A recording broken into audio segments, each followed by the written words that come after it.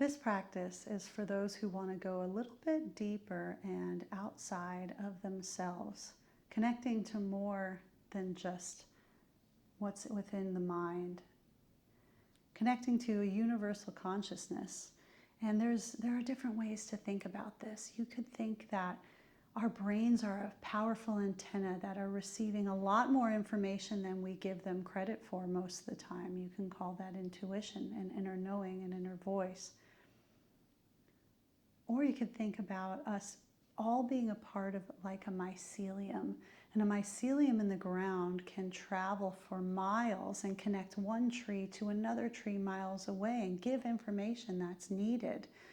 Perhaps our minds, our powerful antennas, are all like mycelium within the air, the ether. Perhaps when we go into this state of calm and connectivity that we're going to practice today, perhaps you're tapping into something more like guardian angels, guardian spirits, God, source energy.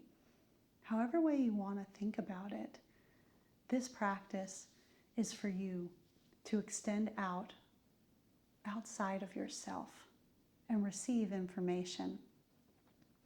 Now, everybody receives information a little bit differently. We're going to go into a guided meditation. It's going to be really simple, really quick. And you might get a picture that pops into your mind. Write down anything that comes up. When we're done with the meditation, write down everything. You might get a smell. You might get a sound, or perhaps just an inner voice that says a phrase or says a word. Pay attention to anything that comes up, because that is your way of your antenna picking up information. But you have to kind of fine-tune and discern when it's your own mind coming up with something or when it's the connective consciousness picking up from the ether. So let's give it a try. We're going to settle ourselves, get as comfortable as you can in an upright position. I say an upright position because I want you to be really conscious. I don't want you to go into the half-dream state. I want you to be conscious and practice what it takes to tune in to yourself, your inner voice, as well as the universal consciousness, and see how you can discern and learn and grow in this practice. So getting comfortable in an upright position, you might need a pillow behind your back to kind of help your lower back if that's comfortable for you. I suggest having the knees at a 90-degree angle, so if you need to prop the feet up a little bit, that can be helpful. If you need to come off the back of the chair, that can be helpful. Then settling in. If it's comfortable for you, bringing the eyes to a close. I think it's a lot more clear to receive when you bring the eyes to a close. And we're going to practice simply settling the body and then lifting, imagining lifting the consciousness or lifting your awareness. So first tuning into the sounds around you. Tuning into the subtle vibrations of the body, maybe the fingertips, really focusing in on the fingertips and how there's a subtle vibration in the body. Tuning into the breath, not trying to change the breath, but simply observing, getting into this state of simply observing with curiosity. Being open.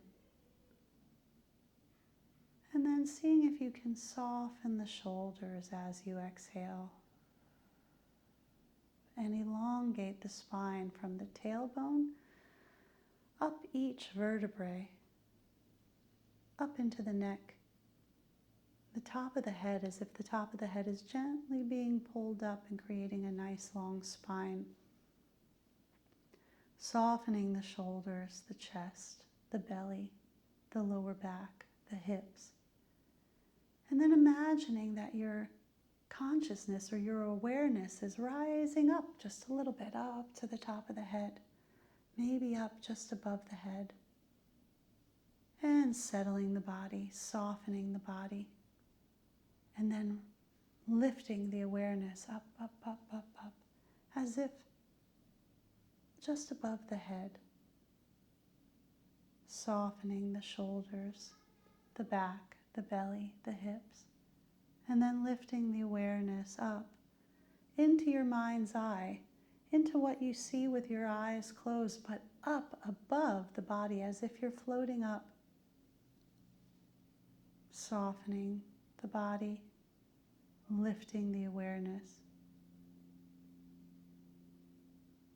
And then if you get a brief moment when you lift the awareness and there's a brief, precious moment of stillness, staying there as long as you can before the mind wanders.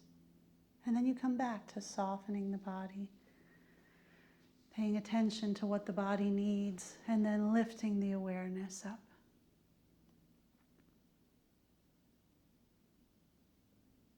Listening. When you get a brief moment, simply listen as if you're waiting, as if you're waiting for a message, an image, a sense, a feeling, an inner knowing.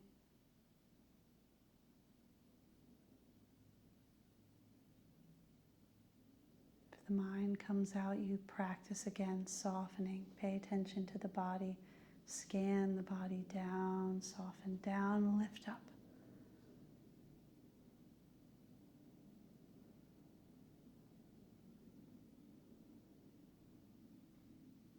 And listening, simply observing what comes in.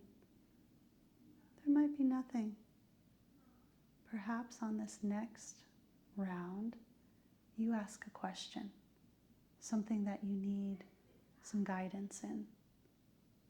And then soften the body, scan the body, neck, shoulders, back, chest, belly, softening the hips, and then lifting awareness up through the spine, up into your inner vision.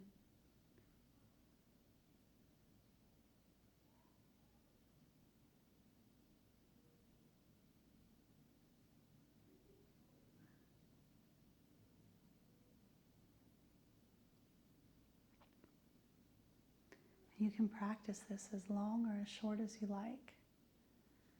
It does take a little bit of time. When you ask a question, you might need to stop and wait, as if making a phone call.